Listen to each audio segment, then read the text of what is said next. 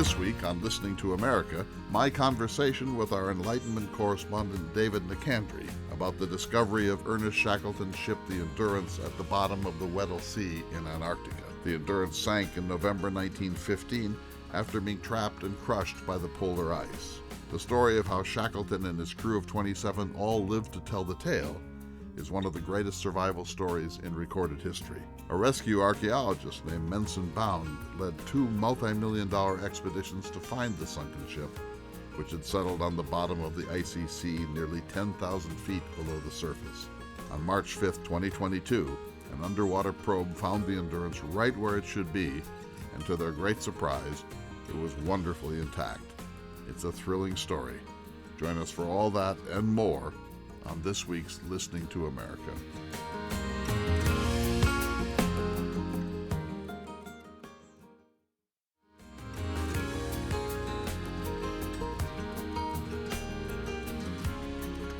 Hello, everyone, and welcome to Listening to America with Clay Jenkinson. I'm delighted today to pursue our Enlightenment theme with our West Coast Enlightenment correspondent, Mr. David Nicandri, formerly the executive director of the Washington State Historical Society and the author of several important books, one on Lewis and Clark, actually two on Lewis and Clark, A Third Coming, and a book on Captain James Cook's third voyage. Welcome, correspondent Nicandri. It's good to be with you, citizen. News in the world. The Endurance has been discovered deep in the Antarctic Sea. For those who don't know much about this story, give us Shackleton 101. Okay, well, this would be a quick biographical profile of Irish-English ancestry, became a member of the Royal Navy. Just to get to the point, in terms of his Antarctic experience, he was an officer with Robert Falcon Scott on the 1901-04 expedition south. Actually, Shackleton was sent home on that expedition because he got sick. He led his own expedition, the so-called Nimrod expedition, 1907 to 1909. He actually made it on land. Of course, this is the heroic era of Antarctic exploration. It's the heroic era of exploration generally. And we can unpack what we mean by that at the end of this, because I think it's a point worth emphasizing. But with the Nimrod expedition from 07 to 09, he reached 88 degrees south towards the South Pole, which was a record at the time. Of course, famously, the Scott Roald Amundsen race to the South Pole of 1911, won by Amundsen, tragically for Scott. But there were still other things to do in this heroic phase of Antarctic exploration. So Shackleton's third expedition, the one that we're going to concentrate on today, the so-called Trans-Antarctic expedition of 1914 to 17, resulted in his ship, the Endurance, our centerpiece, getting stuck in the ice, eventually sinking, forcing Shackleton to heroic ends, literally and figuratively. And that will be the primary, again, this will be our focal point. But just to finish out the brief biographical capsule, actually, there's an interesting interlude that doesn't get talked about much in Shackleton's career, probably because it's not of the heroic stripe. He was part of the Royal Navy's invasion of northern Russia after World War I. This was after the Kerensky, the Tsar's government has toppled, but before the Bolsheviks seized control. Actually, it was because the Bolsheviks seized control. The Allies, the old Allies, principally Great Britain and the United States with some other remnants, tried to undo the Bolshevik revolution. Anyway, so after a brief side trip to northern Russia in late 1918, early 1919, Shackleton actually engaged in a fourth expedition, which we also don't hear and know much about, again, because of its largely anti-heroic proportions. He would die in South Georgia, the place he made famous by his great rescue mission. Curiously, this showing kind of the anticlimactic nature of Shackleton's career. His fourth expedition was originally intended for an almost equal, another not entirely quixotic, but it was a trip sponsored by, because Shackleton had become famous now by this time. He had a wealthy sponsor, a fellow by the name of Rowett, if I remember correctly. And originally they were going to go to the Beaufort Sea to look for some still unknown lands in the Arctic basin, kind of fill out what we now know as the Northern Canadian archipelago. But the Canadian government withdrew its support. So Shackleton went back to what he knew best, which was Antarctica. It was kind of envisioned as a circumnavigation of Antarctica, something Cook, by the way, my man Cook, was the first to do in the 1770s. It was kind of filling in the canvas kind of thing, previously unmapped aspects of the Antarctic coastline. They were going to be looking for minerals. It was a very prosaic affair. Again, I would call almost anti-heroic. It was kind of an applied expedition. Yeah, there was kind of elements where they were looking for new lands, new coasts. This is what happens when the heroic age ends. But long story short, Shackleton dies in South Georgia, the place he made famous. This, of course, is on the fourth virtually unknown expedition, but he entered into myth and legend, which is, of course, the whole point of Mensun's Bound book about the search for the Endurance and his third voyage. Right, so that's Shackleton 101. Thank you, David Nicandri, our West Coast Enlightenment correspondent. We've been to eclipses together. We have looked at the transit of Venus together. Whenever there's a story that comes straight out of the world of Joseph Banks or Thomas Jefferson or Captain Cook or Lewis and Clark, I always turn to you, of course. So you're listening to a special edition of Listening to America with Clay Jenkinson. Dave, the book we're going to talk about today is by Mensun Bound, B-O-U-N-D, The Ship Beneath the Ice, The Discovery of Shackleton's Endurance. Third voyage is the most famous. The Endurance gets trapped in the ice. They think that maybe if they wait, it'll ease up and they can slip out. It turns out they can't. The boat is crushed. They abandon it. They watch it sink. Now they're marooned in Antarctica. It's amazing that they weren't all killed by the elements there. Unbelievably good leadership and great esprit de corps. And is it true that not a single person died?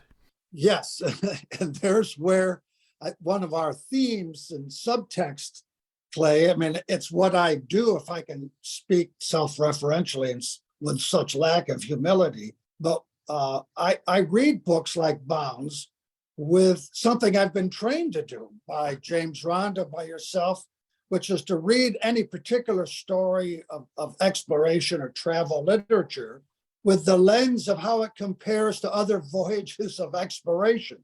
And of course, only one man died was the famous catchphrase of the Lewis and Clark expedition. And so I don't consider myself necessarily a Shackleton expert. Bound certainly does. And Shackleton's able to get to South Georgia, find a whaling vessel that will go back to several 800 miles or so, quite a distance, and rescue the men who have been stranded on an island off the Antarctic Peninsula. So they go in a tiny boat across some of the most terrifying and wicked waters of the planet, hundreds of miles, and then they're able to get a rescue team. And when they get back, everyone is alive. So before we go into Mensun Bound's book, The Ship Beneath the Ice, which is an account of the attempt to find the Endurance deep under the Antarctic ice shelves, what was going on here? What was the purpose of this?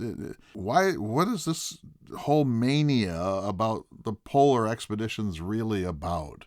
Is it about resources? Is it about geopolitics? Is it about pure love of exploration? What's going on here? Well, here's how we get back to the notion of the heroic age. Now, it could easily be said, and you and I have separately said, there are certainly heroic qualities to what Lewis and Clark were able to do. There were heroic aspects to what Captain Cook or Vancouver or Mackenzie, all the explorers that are kind of our common lexicon through the years as we've done these shows. So it's not as if somehow anything that went before, and we can go even further back. Let's say what you might about Christopher Columbus venturing off westward into the Atlantic Ocean, not knowing what you were going to see or do. Whatever else one might say about Columbus, and there's a lot to say, and we won't get into it other than to say venturing off to the unknown has a heroic aspect to it.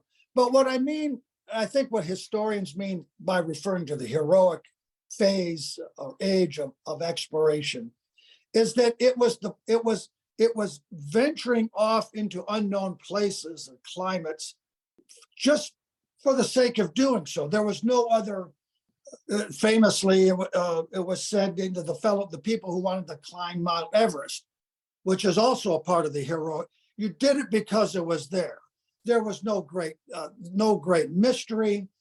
There was no trade route. There was no specific cartographic or geographic insight that was to be gleaned. It was purely the romance of travel and expeditionary endeavor. That's what I certainly mean by the heroic age of exploration. So, because in this age, no one had ever climbed Mount Everest, no one had quite before Amundsen, no one had been to the South Pole, no one had been to the North Pole. No, in the particular instance here, no one had ever walked across the continent of Antarctica. There were people before Cabaza de Vaca. Other people, Lewis and Clark in a fashion, walked across North America. Ledyard tried to walk around the world. He kind of anticipated this heroic phase of doing things just to say that you were the first to do so. So that's really, and I don't mean to minimize it, but that's really all what the Antarctic expedition was about. Yes, they would find features and aspects and mountain ranges and other features. But the point was just simply to say they were the first to have done so. Thank you. We need to take a short break. I'm talking to my friend David Nicandri, formerly the executive director of the Washington State Historical Society, and for a long time the Enlightenment correspondent of this program, because it's there. The great age of the search for the sources of the world's rivers, the Nile, the Mississippi, the Missouri, the Congo, etc., the search for the North and South Pole, Cook's attempt to discover what was going on south of the equator, to solve a number of the last great geographical mysteries of the watery planet, and so on. We'll take a short break. We'll be back in just a minute. You're listening to America with Clay Jenkinson.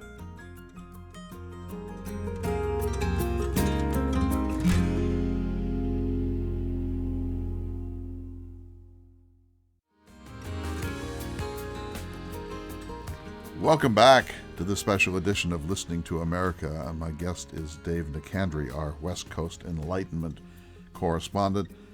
Dave, this story has great romantic interest. Everyone survived.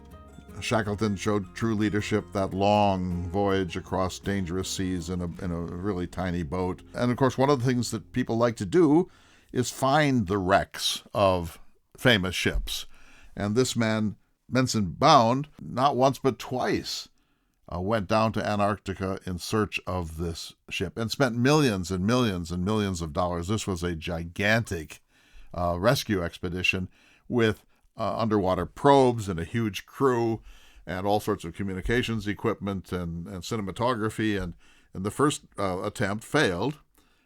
We have the latitude and longitudinal data from the navigator of the expedition, but done under duress, and the Antarctic is a very difficult place to do latitude and longitude. So the first attempt failed. And you might have thought, well, that's the end of that. That's millions and millions and millions of dollars. And from a certain point of view, what's the point? So let me ask you that question. What's the point? Well, Bound sees himself, not unreasonably, as an accomplished underwater archaeologist, which is a whole field of endeavor unto itself, no pun intended. And underwater archaeologists, they go looking for treasure, shipwrecks. They do what archaeologists do above on the ground. They're just looking for aspects of material culture from previous civilizations or their own that can shed some light. But in an odd way, what Bound is trying to do here is actually replicate what Shackleton was doing. In other words, there's a heroic aspect to this. I mean, if you're not going to go to a shipwreck to get any gold or silver that might be kind of in a form of a marine version of buried treasure, you go there just to say you found it. I mean, one of the criticisms I have of, I mean, I've enjoyed the book entirely for different reasons than Bound probably intended. I know for different reasons than Bound intended when he wrote it. I was more interested in the ancillary aspects. I'm still interested in Shackleton. I mean, his quest to find the shipwreck was interesting. It carried me along, but he is looking for this particular ship because no one has found the ship heretofore. It's being first. That's a creditable endeavor, but there's no great insight in and of the discovery. It's what Bound almost does inadvertently with his book that I found the most interesting aspect of it, and that is his explication of Shackleton's record as travel literature. To me, that was the more interesting thing of what he was up to with this book. Yeah, so the book is, again, called The Ship Beneath the Ice by Mensun Bound. So, you're saying that we search for these things because we're curious, because they're there, because we want to be first, because there's a lot of curiosity and potential fame that comes from finding the Titanic, from finding the Endurance, from finding Captain Cook's boats in Rhode Island now. So there's that. Bound is an underwater archaeologist, so he's done this on a number of other boats and ships. He's got a great track record, so this was sort of one more thing for him to be able to accomplish, and he did on the second voyage. So let's talk about the book, Dave. I'll give you my impression first. I would have liked more Shackleton and less Bound. I'm interested in the story of how they found it, and it's a fascinating story, and involves a lot of intelligence, speculation, guesswork, close reading of documents, an ability to read ice, an ability to read the way the ice moves in the Antarctic, and so on. He's an expert. And he had a great crew. They lost the first probe on the first attempt. It's still under the Antarctic ice somewhere. But on the second attempt with a different type of probe, these are unmanned, they got down to it. It was right where it should be. They took photographs and video of it, and I'm guessing there's much more to come along those lines. But the book is, in my opinion, a great story, not particularly well told, and with too much emphasis on not himself necessarily, but the rescue attempt, the search. I would have liked a lot more sort of day-to-day analysis of what was going on in Shackleton's world. And so I think a better book, frankly, could have been written about this, and it's a pity because it is a truly great and heroic story. Yes, I think I agree with that fundamentally, Clay. There are aspects of the book that were very interesting, charming, and hopefully we'll have a chance to each share our particular opinions about that. I think Bound's principal difficulty is that, in fact, somewhere in the book, he says the Endurance is the ultima thule of shipwrecks, that it's the most important shipwreck in history. That I find a highly arguable proposition, and it gets him into all kinds of problems with the book. He became captive to the Shackleton story, and I don't think viewed things dispassionately. I think that the search for John Franklin's ships in the Arctic is actually a far more compelling story, just to give one example. And I'm not even going into Captain Cook's ships in Rhode Island. And it has been found, Franklin's ship. Yes, they have been found. Yes. Maybe by having excluded, because we seem to have a sense of where Cook ships are, and we seem to have found where Franklin ships, maybe by default now Shackleton's Endurance becomes the most, but these other ships have, I think, more interesting circumstances and narratives surrounding them than Shackleton's does, as interesting as Shackleton's is. So let me ask a different kind of question before we get into the book itself. I'm talking with Dave Nicandri, the author of River of Promise, Lewis and Clark on the Columbia. Dave, when I think of, say, Apollo 11, I'm deeply fascinated by Americans in 1969 venturing 250,000 miles, landing safely. It was nip and tuck, but landing safely on the moon's surface, taking a moonwalk, gathering up some rocks, setting up a couple of scientific experiments, taking some photographs, and returning to Earth. That feels like a supreme expression of the human aspiration to know, to seek, to go beyond. When you learn that it was also an expression of the Cold War, it diminishes its value to me somewhat. If it also were attempting to discover whether there were minerals on the moon that we could mine to use in computer chips or nuclear weapons, it would plummet in my mind.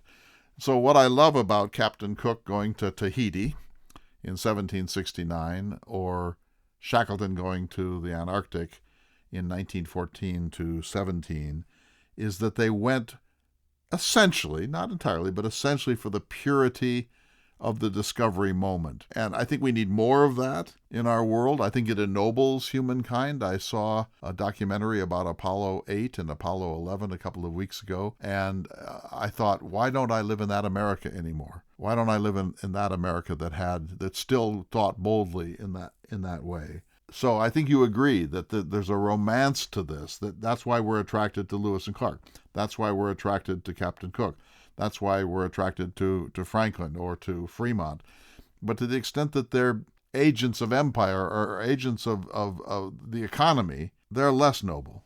Yes, and that's the point I was driving at when I was going through my catalog of Shackleton's 4 voyages south, because the first 3 unqualifiedly met the criteria. The 4th was kind of more utilitarian. I mean, there was an avowed interest in mineralogy. Now, people brought back rocks and geologic samples from the moon, but it had more to do with understanding how the solar system that was created than what can we kind of mine the moon's surfaces for vital minerals. Although I did read a news report lately that there might be a lot of lithium on the moon's surface, and it could have a lot of value. Bound's principal problem, I would say, Clay, he falls into the same trap of most students of Lewis and Clark do, which is not having read. He goes deeply vertical into the Shackleton story. I mean, he knows it intimate, the latitude, the longitude, the members of the crew, the larger chronological context. So he knows the vertical story exquisitely, but his lack of exposure horizontally, that is to say, travel literature more generally, other exploratory ventures through time in Antarctica, or more globally, because he's kind of got those blinders on, only looking at the Shackleton story, he misses a lot. I agree with you, of course. I think also it called for an editor that I don't think that he had. I think it was rushed because, of course, once you make this discovery, it is a major thing. There's going to be documentary films. You're going to be on major media. Reporters are going to be calling you from all over the world. This is an enormous career opportunity, especially for somebody whose career was archaeological rescue work. So fair enough. I guess what I'm lamenting is that there was a classic to be written here that wasn't written for reasons that I think we have given adequate expression to. So, all right, so the book is what it is, and I loved it. I read it in a day. It's a fascinating book. It's presented in a journal form. I learned that the ship had been found.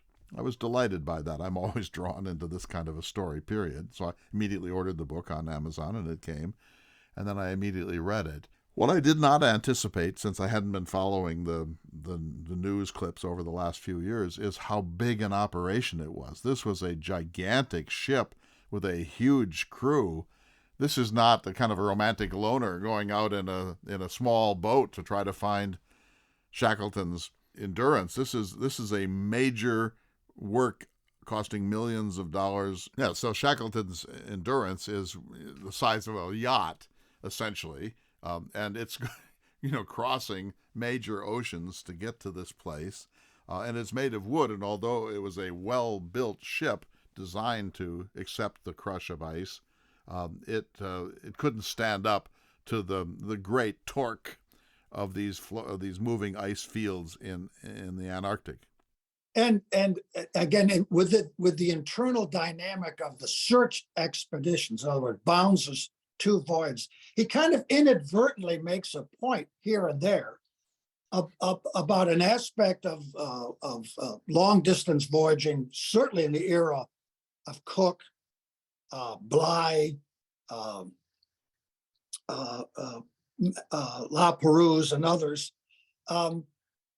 He at one point he says, and by the way, there was this very interesting, purely coincidental aspect. The captain of the ship that Bounds is the chief archaeologist for, the captain's name is Captain Knowledge. I mean, at first I thought this was a send-up, but this is the guy's real name.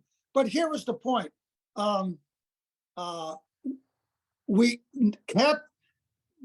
are only certain times you're going to be able to be out there in the Weddell Sea. And when the captain says we can go, we go. When the captain says we can stay, we can stay. But inadvertently, Bounds' narrative re-emphasizes just how much authority a captain at sea has over the fate of the venture. I mean, at some point, Bounds says, whatever the captain says goes. He's kind of like a god on the deck of the ship. And Bounds' story in that instance, I thought, was well told, because he's not a free agent. He can only go where Captain Knowledge says he can take him. Yeah, there are two issues here. One is that they rented the ship, so they don't own the ship. They've rented it, and they're on a contract window. They were able to extend it, but not by much. And the second thing is there's a season. You can't do this any old time. There's only a short window of opportunity. Sorry. There's only a short window of opportunity with which to do this. And one of the things that I found really interesting about this is that this ship, which is massive and much stronger, almost infinitely stronger than what Shackleton was using in the early 20th century, they were worried about it getting icebound. Now, it wouldn't have been crushed, but it would have been stuck, and they would have had to wait a year or many months, and they probably would have had to be helicoptered off. But they themselves were in danger of being surrounded and straitjacketed by this treacherous ice. Yes, and I thought that story was well told. So, but again, those are kind of inferences we take as readers. This is one of the shortcomings of the book. I think Bound might have done a better job of kind of setting that up. They're kind of serendipitous discoveries we had as readers. They weren't his explicit point, but maybe it doesn't matter. If you get where you need to go in the end, the voyage was successful. We need to take a short break in a minute, but just a couple of things. So the Endurance is at 10,000 feet under the surface. So that's thousands of feet for sure. Yeah, it's, I think 3,000 meters. So it's 2 miles essentially below the surface of the Antarctic Sea. That's one thing.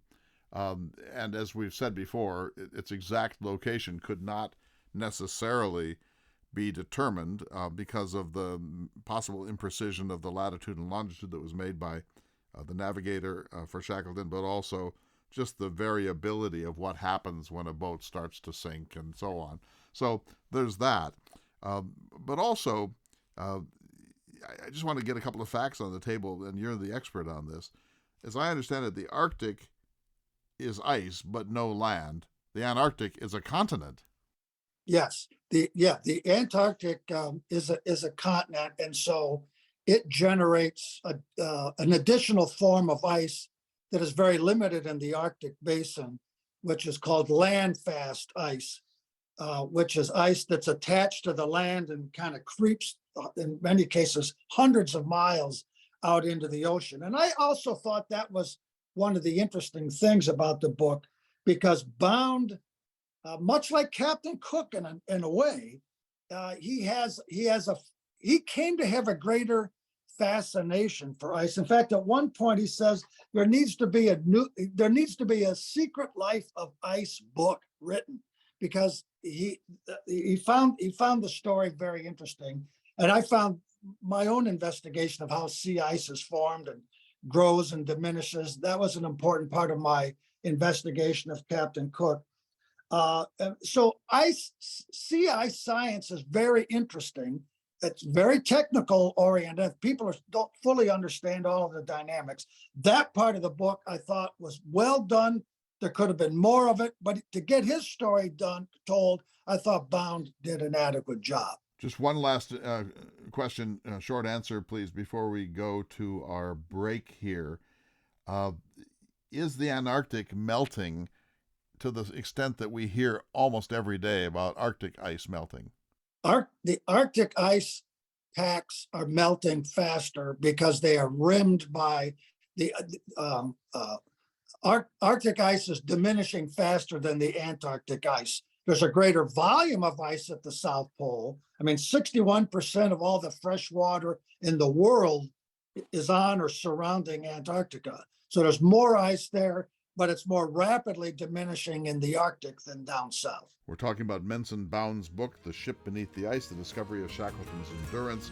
I thought you were going to say that his first name should be Ice, Icebound. But no, we'll take a short break. I'm talking to Dave Nicandri. You're listening to America with Clay Jenkinson. We'll be back in just a moment.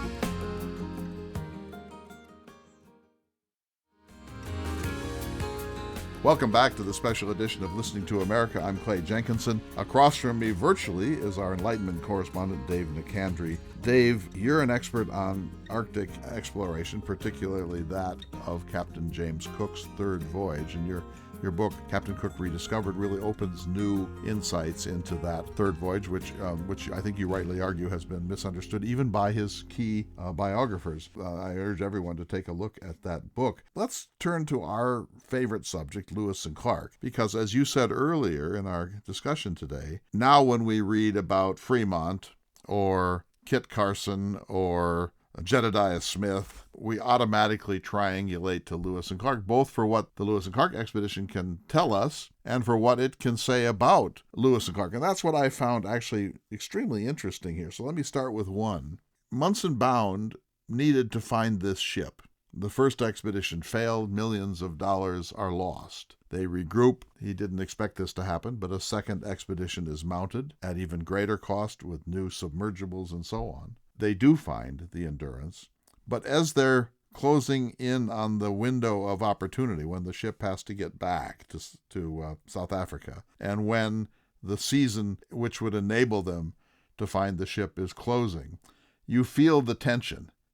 He says that if I fail here, if we don't find this thing, I'm not only a laughingstock, but I'm responsible for millions and millions of dollars in search of a chimera, in a quixotic search which will humiliate me and damage my reputation. And so you can feel the pressure building. And I think he handles this very well. I think that the journal does accurately show what it is to be the commander of an expedition of this sort. And it makes me think of Meriwether Lewis. Was the parallels between other explorers, whether it was Shackleton, who's the subject, or Bound, who's executing the search. It's what I found the most interesting aspect of the book. Mensun Bound packages this as a journal. I'm sure he kept a journal of some sort, but he packages it as a journal, and it's clear that it's a faux journal, that he's back wherever he lives, and he casts a literary account, a historical account of the expedition in the form of a journal. That's something you and I spend a lot of time talking about with respect to other explorers. Yes, and that's one of the annoying things about Bound's book, is because he constantly refers to Shackleton's and the other men, Worsley, Ordleys, these other major figures from the Endurance voyage. He repeatedly, and I think erroneously, refers to this documentation as their diaries. They weren't diaries. These were logs or journals, I think. I mean, I don't know that for sure.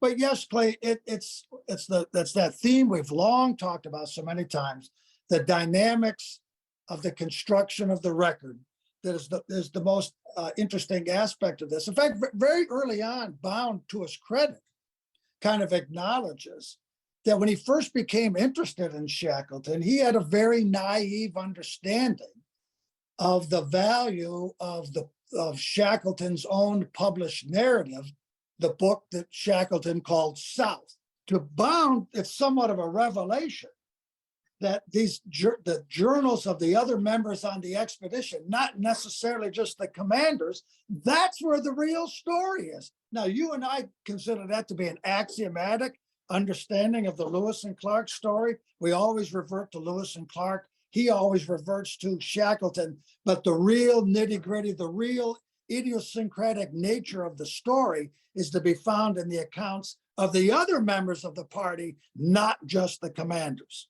A couple of things about that. So this ship is found at about 10,000 feet below the sea. It's very cold water, it's very dark, and there's no oxygen. That means it's been well preserved. In fact, they found that it was surprisingly well preserved. They thought it might have broken up in a bigger way and kind of scattered along the seafloor. It did not.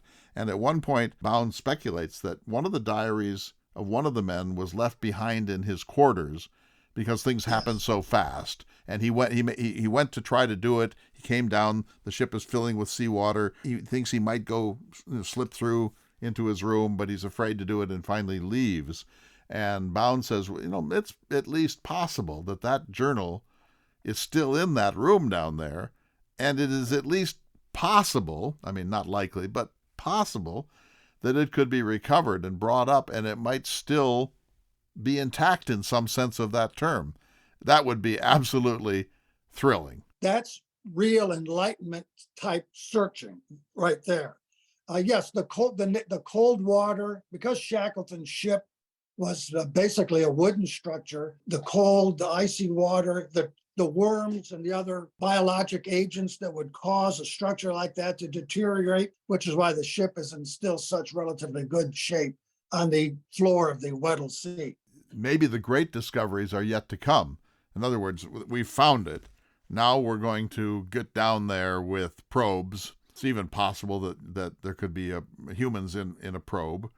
Get down there and start to look around and see what can be seen. I mean, obviously, there'd be great and painstaking care shown and not to disturb anything. But if there are things that could be first photographed, the best 3D cameras and so on, and then maybe a few things brought to the surface, that would be an enormously important moment in the history of discovery, in my opinion, as important as finding the ship itself.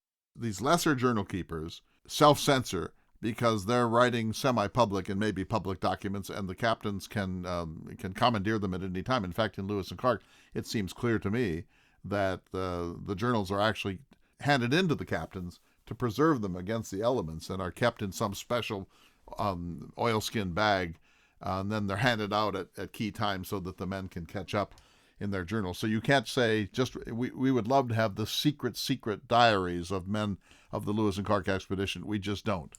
Let me turn to a couple of passages here.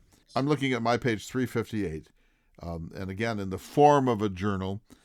This is after it's over. They've succeeded. It's 8 March 2022, and the subtitle of the chapter is Out of the Pack. He says this: tomorrow we gift endurance to the world. Today we have been working with our London office on an embargoed press statement that will be released by the Falkland Islands Maritime Heritage Trust at 0700 GMT. From then and forever, I know that incredible view of the stern will be iconic. And then he says this, and this made me mark in the margin LC and circle it. Despite our euphoria, there is just a dab of sadness in the team. I myself feel it. For 3 days, this precious wreck has been ours alone, but tomorrow it will belong to the world. I marked that thinking about Meriwether Lewis and his difficult re-entry after his expedition in 1806, and then I remembered your essay on Richard Dana, who traveled to California, traveled around the world a little bit later than Lewis and Clark, and when he came back to Boston, I believe it was, he expresses similar melancholia. Yeah, that's. I also marked this page a little bit farther down but that for a different reason, which I might get to here shortly. But yeah, the whole question of the reentry, the inevitable anticlimax that by definition has to ensue. I mean, unless the explorer dies in the attempt, they're going to face the problem of the difficult reentry, the post-expeditionary dynamic, and related problems. And so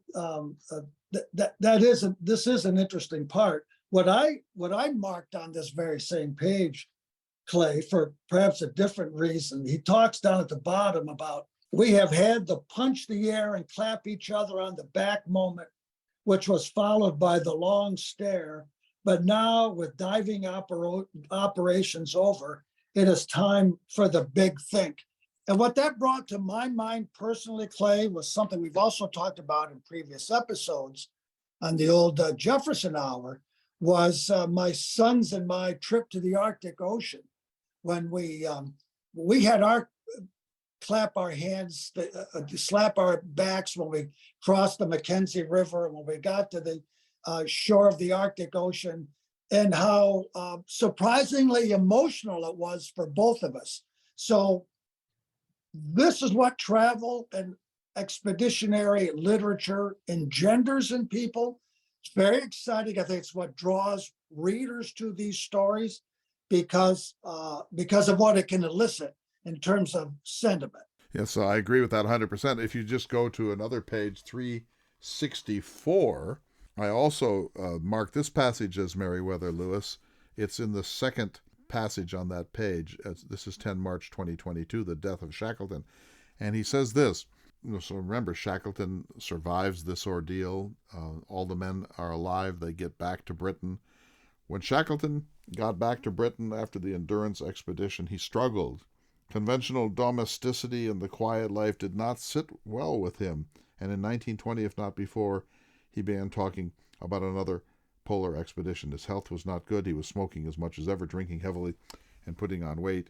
As usual, he was without money of his own, and perhaps not surprisingly, there were still outstanding debts from the Endurance expedition. Again, that re-entry issue, that peak experience is over. There's a sadness. You can't go back, really. It's not clear where you're going forward. Meriwether Lewis certainly suffered from this. The letdown, the maybe postpartum feeling that they get when they get back into the coziness and comforts of domestic life and civilization. You see it with all sorts of explorers, and it reminds me a little about something our mutual friend Thomas Slaughter said in his book, Exploring Lewis and Clark. He said, here's the problem. It's not until you get back that the real voyage begins. And the real voyage is a voyage into your own capacity as a writer. It's a voyage into your own soul's processing of what you just saw. It's an exploration of how you now go on after that extraordinary peak experience that you had. Yes. What's interesting about that part of Bound's book is that he quickly, in fact, he doesn't even mention Shackleton's career immediately after the rescue at South Georgia. We haven't even got to talk about the cross-oceanic voyage yet. We only have time for one more passage. I want to turn to it here, Dave. This one is on page 368. And here's how I want to set that up for you. There is travel and exploration, and then there is the literature of travel and exploration. And as we've both discovered with Lewis and Clark and others, there are literary conventions. There are templates about how you describe a discovery, how you say something is beyond articulation, that you're so overcome by its sublimity that you simply can't find language for it, etc. There are a whole set of these conventions. The trope of walking off the map of the known world, the trope of a discovery, of meeting a native person, of finding a guide, feeling the burden of exploration in your own heart. But there are very few great passages in this book. In fact, almost none. I wanted more Jack London. I wanted the terror of the frost. I wanted the views from the ship out into this infinite prospect of ice and blue and the sky and so on. He just doesn't have that ability to put me in the scene. He put me in the ship. He put me in the control room. He put me in the probe. He put me in their computer analyses, but he didn't put me in the Antarctic. And I was really sorry for that. I think that's a great weakness, and this was rushed into print. I think he should have done a little more to take us into the scene. So I just want to read this one passage for you. This is the bottom of page 368. This is at Shackleton's grave on South Georgia. And as you say, he died on a later expedition and was buried there. I believe all of us at that moment were thinking about Shackleton. He means different things to different people. Everybody talks about his leadership, determination, and courage, and yes, I get all that. But for me, Shackleton has always been about how you live your life. Life for him was never just a journey to the grave. No, you squeeze it to the last drop. You suck the living daylights from it.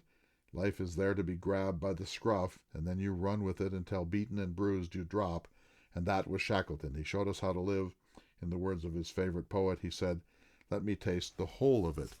That's good writing, and I think that it reminds me of Henry David Thoreau's famous passage, "I went to the woods because I wished to live deliberately."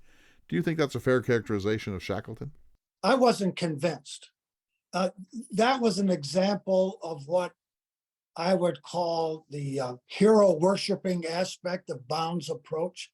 It is well written. I would yield to that. It's certainly, in a very technical sense, as prose, I think he gets his point across. But I mean, and Shackleton's certainly an admirable figure, and I'm just an armchair geographer by comparison. But I don't think of him quite in the heroic aspect that Bounds is suggesting there.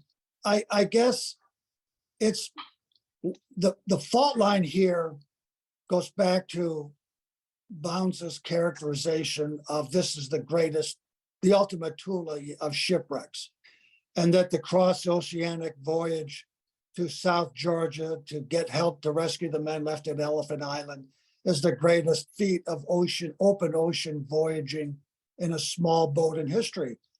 I just don't believe that to be the case. In fact, I can cite and know independently from reading Captain Bligh after being set loose in what we now know as what Captain Cook named them the Friendly Islands. We would know it as the Tongan Islands. I mean, Bligh said so. From Elephant Island to South Georgia, we determined as what 600 or 700 miles. So Bligh went like what's my note here? I mean, he just went 1,000 miles alone across the Coral Sea. He went 3,600 miles from the Tongan Islands to the East Timor Island and what we would now call Indonesia. I actually consider what Bligh had to work with in an earlier time to be a greater feat of exploit in open ocean voyaging. Now, true, he's in the tropics, but that presents its own problems. So it was the limitation of the book was the avowed point of Bound as the author from the beginning that Shackleton's the greatest leader of all time. This was the greatest shipwreck of all time. This is the greatest. It was greatest open ocean voyage of all time.